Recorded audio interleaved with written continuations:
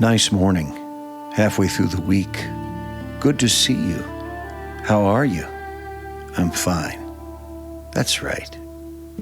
The small bright coins of speech passed hand to hand in a hallway, in a waiting room, in a town that knows your car before it knows your face. Somewhere a door opens. Someone says, "Come on in. Nice to see you. Nice to see you." The air is dry enough to keep secrets. A classroom, cinder block painted a patient beige, a border of construction paper trying to make a season out of November. 4th grade, 5th grade, an age when a sentence can be believed without argument, when you can still carry advice like a warm roll in a napkin. They invite an elder. They interview her as if she is a continent and they have been given permission to draw a map.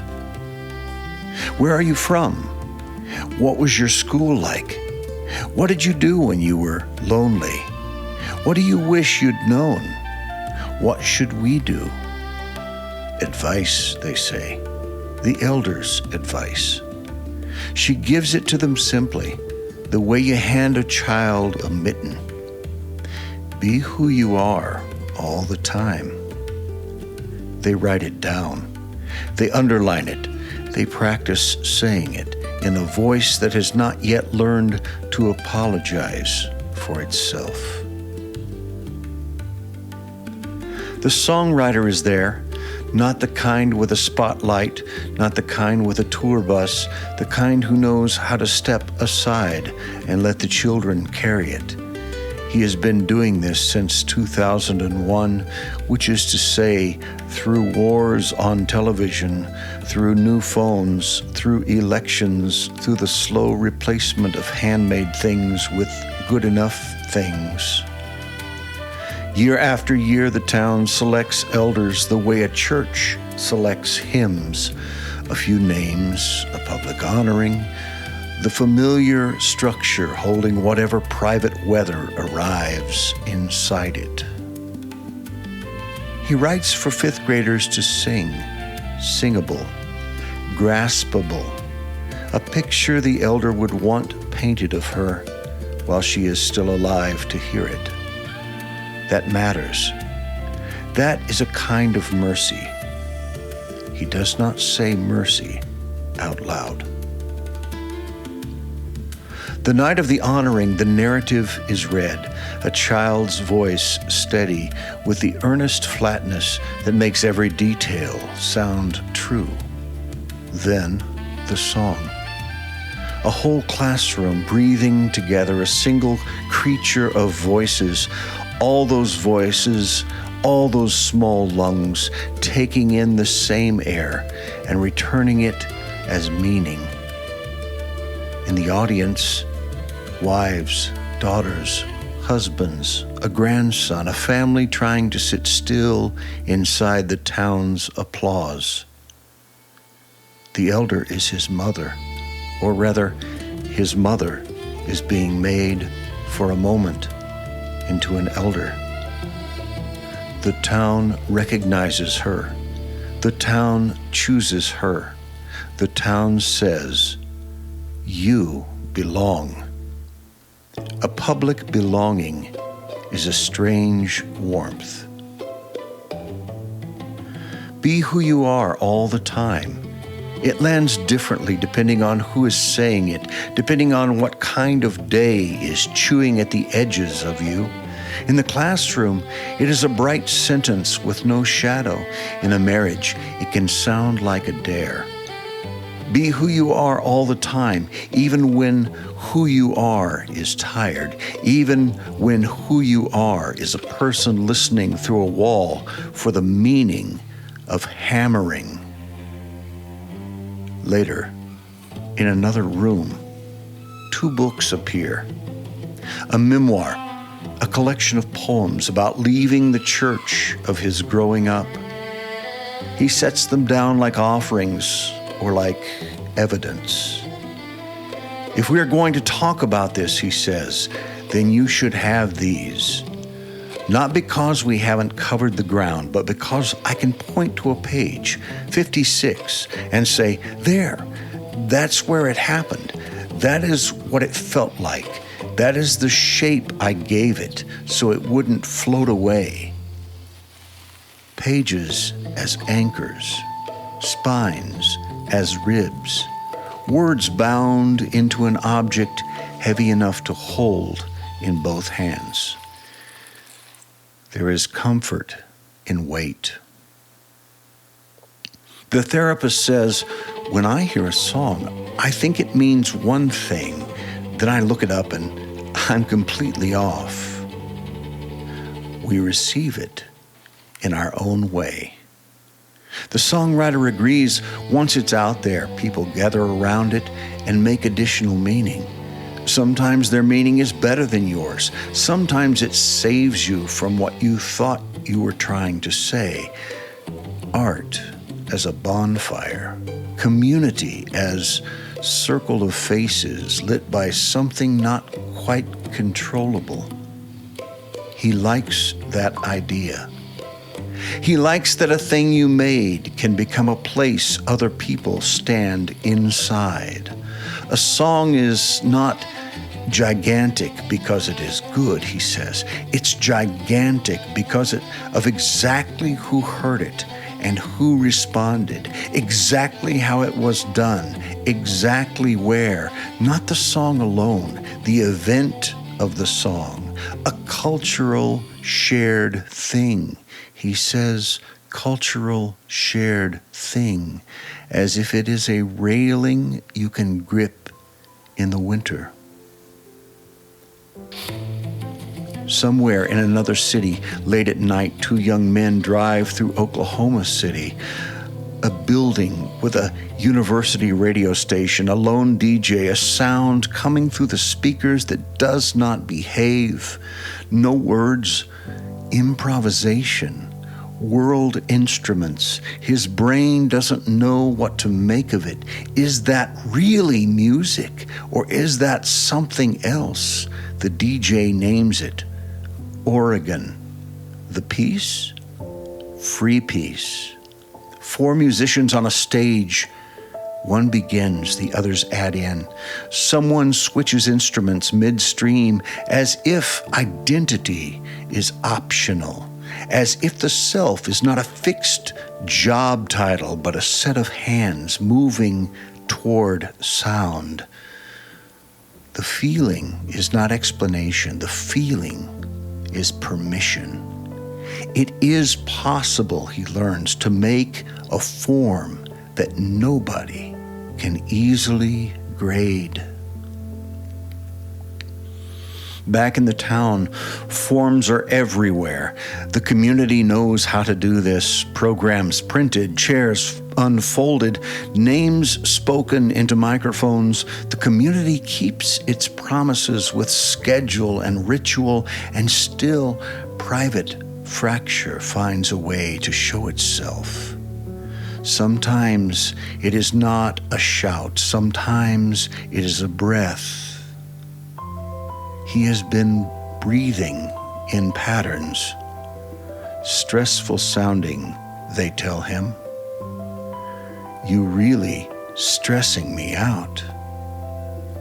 He did not know he was making that sound. Both his wife and his daughter have said, you're moaning. A low thing, barely a thing. It leaves his body without his permission, the way steam leaves a shower and fogs a mirror before you can stop it. He wonders, is there some self-soothing going on here?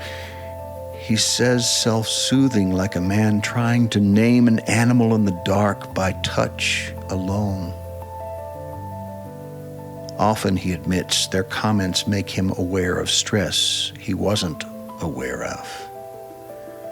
The body testifying before the mind takes the stand.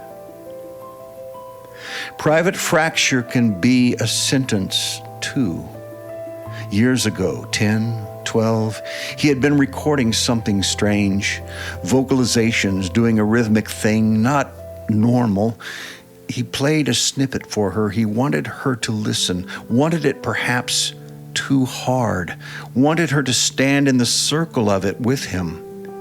She burst out, making fun of the sound, making a noise back at him, and said, "It's just so weird. Why don't you ever do something just kind of normal?" She apologized later. But the moment did what moments do when they find the exact weak seam. It lodged, a tiny metal hook left in the wall. After a picture is removed, you forget it's there until your sleeve catches and rips. Meanwhile, the community keeps singing. Meanwhile, the town honors elders. Meanwhile, the songwriter becomes, year after year, the only one who has been there almost from the beginning. Almost from the beginning is its own kind of title. He says he doesn't get too nervous. He knows what to expect. A lot of people know what to expect from him. That is what community gives you. Expectations shaped like a doorway. But disclosure is different. Transparency is different. He gets anxious, he says, about putting pressure on other people to respond in particular ways. Even when he doesn't think he has expectations, she feels them.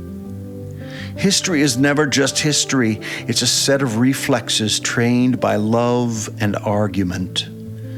What's said is never just what's said. That's part of the beauty and part of the problem of a long history. The shadow and the light side of the same coin. A coin again. Those small, bright phrases in the hallway. Hello, good morning, nice to see you. Have a great Thanksgiving. So easy to spend. So hard to melt down. In the house, there's a wall. Once it held a television. Once it held a sound system embedded, a little frame around it. A decent job, he says, but not the kind of workmanship that makes strangers praise you. Not a carpenter. Now the wall must be cleaned up, covered, made nice. She takes down the crooked door. He helps unscrew things. He knows she wants to do this. He knows it doesn't look very good. He knows, is he going to take that personally? Then he goes to take a shower and hears the hammer. He can tell by the way she hammers that she is frustrated. He can also tell she is not finding studs, nails into drywall. Big, heavy things will eventually pull out. This is physics. This is metaphor. This is marriage. He thinks, am I going to say anything about the studs? He thinks, is she hammering because she's upset? He thinks, she is doing this to make it look nice, but she is doing it because it soothes her. She needed soothing, he decides, because she was hearing his stress. The last thing he should do is go in and stress her more about the way she is doing the nails. So he says nothing. He stands in hot water. The shower is his happy place. Hot water is a country that does not require speech. Steam climbs the tile, a mirror becomes a blank page. He stands there as if he could be forgiven by temperature alone. Community. A classroom full of children singing to an elder. Private fracture. A man in a shower, listening to hammering and deciding what kind of person to be next. The town's applause and the drywall's slow future collapse happen in the same world. It is not one world and then another. It is one long room with doors at both ends. He says he gets overwhelmed by the amount of language he has produced in his own little box. Language stuff, he calls it. He thinks it is hopeless to catch anybody up. Not that that is the goal. The responsibility is still mine, he says. The work needs to be done is mine to do. He wants fresh perspective, yes, but not rescue. He offers to send MP3s, songs as proof of breath, proof of the box opening, proof that the private fracture can still be made into sound without breaking everything else. Outside the counseling room, the world is not symbolic, it is specific.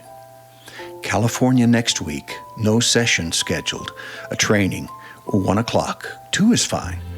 Casa Bonita, someone says, the place that was a whole other world when you were a kid. Now the guys who do South Park have bought it. There's a documentary about what they did. They went in with an otherworldly picture in their heads and found a place about to fall apart. So dangerous, they said. We've got to save this. They poured money into it to make it safe, up to code, really nice, to preserve the feeling of stepping into childhood world without a childhood risk. Even nostalgia has to pass inspection.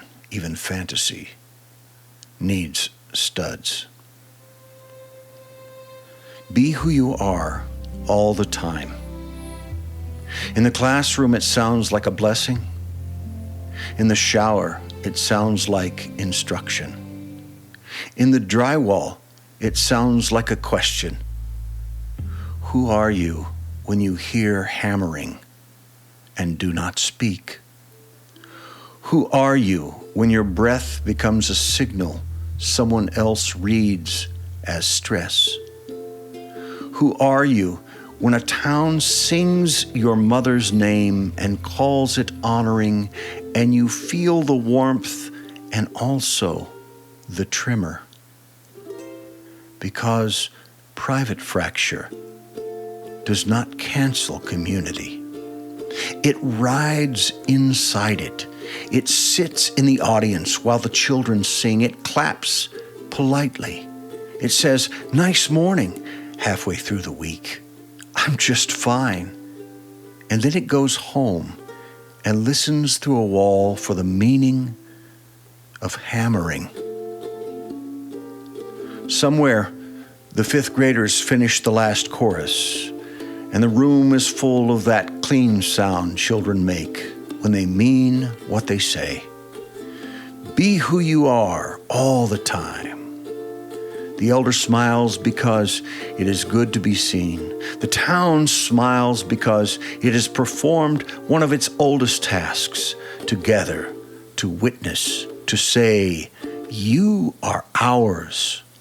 And the songwriter smiles too because he has helped build a small public house of meaning that people can enter without needing to explain themselves. Outside, November holds steady. Inside, a man notices his breath.